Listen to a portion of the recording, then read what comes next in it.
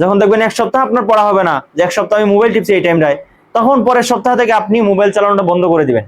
এরকম অনেক অভ্যাস যেটা আপনার অনেক দিন থেকে চলে আসছে, সেই অভ্যাসটা থেকে বের হয়ে আপনি হঠাৎ করে একটা রুটিনে অবস্থা হয়ে যাবেন 2 দিনে 3 দিনে, এইটা আসলে সম্ভব না। ফোনে যখন আপনি টাইমটাকে নষ্ট করেন, পরের দিন আপনার ঠিকই মাথায় কাজ করে যে গতকালকে মোবাইল চালানোর জন্য আমি ওই সাবজেক্টটা পড়তে পারি নাই, সুতরাং আজকে আমার এই টাইমটায় মোবাইল চালাইলে হবে না। রুটিনটায় পুরোপুরি ঢুকতে আপনার 20 দিন থেকে 1 মাস সময় লাগবে। আসসালামু আলাইকুম, স্টার এডু সেন্টার থেকে আমি নুরুল গনি সগীর। যারা সামনে ইন্টারমিডিয়েট পরীক্ষা দিবেন কিন্তু এখন পর্যন্ত পড়াশোনা গুছিয়ে উঠতে পারেন নাই, তাদের জন্য আমি একটা রুটিন প্ল্যান করেছি, এবং এটা যারা 27-এ পরীক্ষা দিবেন তাদের জন্য অনেক ভালো অ্যাপ্লিকেবল হবে আশা করছি।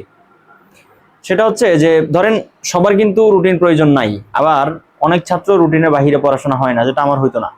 হ্যাঁ, এরপরে হচ্ছে যে একটা রুটিনের ভিতরে ঢুকতে আসলে কিরকম সময় লাগে, এই বিষয়গুলো নিয়ে একটু আগে কথা বলবো। তারপর আমি হচ্ছে যে পিছনে যে রুটিনটা সাজানো আছে, এটা একটা টেমপ্লেট বলা চলে, সেটা একটু ব্যাখ্যা করব। প্রথম কথা হচ্ছে যে সব স্টুডেন্টেরই একটা মোটামুটি রুটিন থাকা দরকার, এটা হোক রিটেন অথবা হচ্ছে মুখস্থ। এবং অনেকেই এরকম বলছেন যে রুটিন করলে আসলে ভাই রুটিনে ঢুকতে পারতেছি না, রুটিনের পড়াশোনা আসলে হয় না। হ্যাঁ, এবং অনলাইন প্ল্যাটফর্মে অনেকে হচ্ছে ডিমোটিভেট করে রুটিনের প্রতি। বিষয়টা হচ্ছে যে আপনি যখন একটা রুটিন করবেন, সেই রুটিনটায় ঢুকতে ন্যূনতম আপনার 20 দিন সময় লাগবে। কিভাবে? যে ধরেন আপনি একটা মানে অভ্যাসের মধ্যে আছেন, ধরেন মোবাইল চালান অথবা হচ্ছে গেম খেলেন অথবা হচ্ছে মুভি দেখেন অথবা বন্ধুদের নিয়ে আড্ডা দেন। এরকম অনেক অভ্যাস যেটা আপনার অনেক দিন থেকে চলে আসছে, সেই অভ্যাসটা থেকে বের হয়ে আপনি হঠাৎ করে একটা রুটিনে অভ্যস্ত হয়ে যাবেন 2 দিনে 3 দিনে, এইটা আসলে সম্ভব না। ঠিক আছে? তো আপনাকে রুটিনটা করার সময় আপনার মাথা সেট করে রাখতে হবে যে আমি রুটিনটায় ঢুকবো, তবে কিছুদিন সময় লাগবে, এবং এটা সবারই লাগে। ঠিক আছে? তো ধরেন আপনি প্রথম দিন যখন একটা রুটিন করে নিয়ে বসবেন, আপনার রুটিনটায় ঢুকতে একটু টাইম লাগবে। ধরেন আপনি মোবাইল চাপতেছেন, এটা হঠাৎ করে আসলে রেখে উঠতে পারবেন না। প্রথম দিন যখন আপনার এই সময়টা নষ্ট হবে, দ্বিতীয় দিন আপনার মনে হবে যে আমার তো গতকালকেও সময়টা নষ্ট হয়েছে, এবং আজকে যদি আমি এই সময়টাকে রুটিনে কাজে না লাগাই, আজকে সারাদিন আমি সাবজেক্টটা পড়তে পারবো না। তখনই আপনি একটা মাথায় পীড়া কাজ করবে, যে কারণে আপনি রুটিনে ঢুকতে বাধ্য হবেন। 1 দিন 2 দিন 5 দিন, যখন দেখবেন 7 দিন 10 দিন আপনার টানা গ্যাপ হয়ে গেছে, তখন আপনার মাথায় এমনি কাজ করবে যে আমার এই সাবজেক্টটা পড়া হয় নাই, সুতরাং আমার রুটিনে ঢোকা উচিত। ঠিক আছে? এই হচ্ছে বিষয়। এবং সব স্টুডেন্টের আসলে রিটেন রুটিন দরকার হয় না। যেমন আপনি রেগুলার ধরেন ঘুম থেকে উঠে বাংলা পড়তেছেন অথবা রেগুলার ইংরেজি ওয়ার্ড মিনিং পড়তেছেন। হ্যাঁ, যখন আপনার মাথায় এটা সেট করা আছে, তখন আসলে রিটেন রুটিন দরকার হয় না। কিন্তু যারা বিভিন্ন অভ্যাসে আসলে অভ্যস্ত, তাদের জন্য একটা রিটেন রুটিন অনেক বেশি জরুরি। ঠিক আছে? তো এখানে একটা টেমপ্লেট লেখা আছে, এটা কিন্তু মানে সব স্টুডেন্টদের জন্যই মানে এটা অ্যাপ্লিকেবল, ব্যাপারটা এমন না। মানে আপনি আপনার মতো করে সাবজেক্ট গুছিয়ে নেবেন। অনেকেই আছে সকাল 7টায় ঘুম থেকে উঠে, সে 7টা থেকে রুটিন করবেন। হ্যাঁ, 7টা থেকে ধরেন 7টায় ঘুম থেকে উঠে আবার রাতে 3টায় ঘুমাইতে যায়, এরকম অনেকেই আছে। আবার অনেকেই আছে হচ্ছে 5টার সময় ঘুম থেকে উঠে ফজরের নামাজ পড়ে পড়তে বসে, আবার সে রাত 11টায় বা 12টার মধ্যে ঘুমায় যায়। ঠিক আছে? তো আমি হচ্ছে যে ঘুম থেকে মানে ফজরের সময় ঘুম থেকে উঠে এবং 12টায় ঘুমায় যায়, এরকম একটা টেমপ্লেট করছি, এবং আমি এটা আমার মতো করে ব্যাখ্যা করছি। হ্যাঁ, যারা আরো পরে ঘুম থেকে ওঠেন তারা তাদের মতো করে সাজিয়ে নেবেন, কোনো সমস্যা নেই। তো প্রথম হচ্ছে যে ধরেন আপনি 5টা 30-এ ঘুম থেকে উঠলেন, উঠে হচ্ছে সকালে কোরআন শরীফ পড়লেন। আপনারা যারা হচ্ছে নামাজ পড়েন, হ্যাঁ, তারা অবশ্যই কোরআন মাজিদ পাঠ করেন। হ্যাঁ, আর যারা ধরেন হিন্দু বা অন্য ধর্মের যারা আছেন, তারা তাদের মতো করে সময়টাকে ইউটিলাইজ করতে পারেন। তারপরে হচ্ছে আপনি 6টা থেকে 7টা 30-এ আপনি ইংরেজি ওয়ার্ড মিনিং পড়লেন, এবং এটা অবশ্যই ইংরেজি প্রথম পত্র থেকে হতে হবে।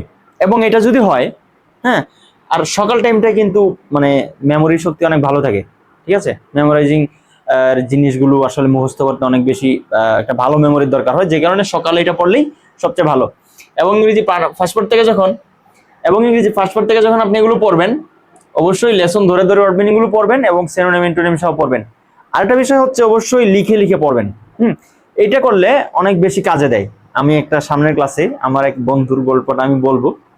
সে নিজেই এসে বলবে ক্লাসে। এরপরে ধরেন 7টা 30 থেকে অনেকের হচ্ছে 8টায় কলেজ থাকে। হ্যাঁ, তো অনেকের বলতে ভালো কলেজগুলো সব 8টার দিকেই হচ্ছে সকাল থেকে শুরু হয় আর কি। তো 7টা 30 থেকে আপনি 8টার সময় কলেজ শুরু হইলে আপনি 8টায় কলেজে গেলেন, 12টার সময় কলেজ থেকে চলে আসলেন, এসে খাওয়া দাওয়া করলেন, নামাজ পড়লেন, একটু রেস্ট করলেন, তারপর 2টার দিকে আবার টেবিলে বসলেন। তখন আপনি বাংলা পড়লেন বা হচ্ছে আইসিটি পড়লেন, আপনার মতো করে আপনি সাবজেক্টটা দিয়ে নেবেন, আমি জাস্ট একটা লিখলাম। ঠিক আছে? এরপরে হচ্ছে ধরেন 3টা থেকে 4টায় আমি দিলাম আইসিটি, আপনি প্রয়োজনে আপনার মতো করে চেঞ্জ করে নিতে পারেন, কোনো সমস্যা নেই। আর এরপরে হচ্ছে আপনি ধরেন 4টা থেকে 6টা অনেকের প্রাইভেট থাকে, আবার 7টা 8টা পর্যন্তও থাকে। হ্যাঁ, আপনারা আপনাদের মতো করে টাইমটাকে আসলে মানে গুছিয়ে নেবেন। তারপরে 7টা থেকে 8টায় ধরেন হচ্ছে আপনি গ্রুপ সাবজেক্ট পড়লেন, তারপরে 8টা থেকে 9টা, 9টা থেকে 10টা হচ্ছে গ্যাপ আছে, একটা গ্যাপে ধরেন নামাজ বা রাতের খাওয়া দাওয়াটা করে নিলেন। এরপরে যদি একটু মোবাইল চালানোরও দরকার থাকে তাহলে সেটাও করে নিলেন। তারপরে 10টা থেকে 11টা, 11টা থেকে 12টা, এগুলো হচ্ছে গ্রুপ সাবজেক্ট, এবং অবশ্যই 1 ঘন্টার মধ্যে আপনাকে 2টা কভার করতে হচ্ছে। আরেকটা ব্যাপার হচ্ছে যে সপ্তাহে 3 দিন আপনি ফার্স্ট পার্ট পড়তে পারেন, সপ্তাহে 3 দিন হচ্ছে আপনি সেকেন্ড পার্ট পড়তে পারেন, কোনো সমস্যা নাই। কিন্তু একটা রুটিন আপনার লাগবেই।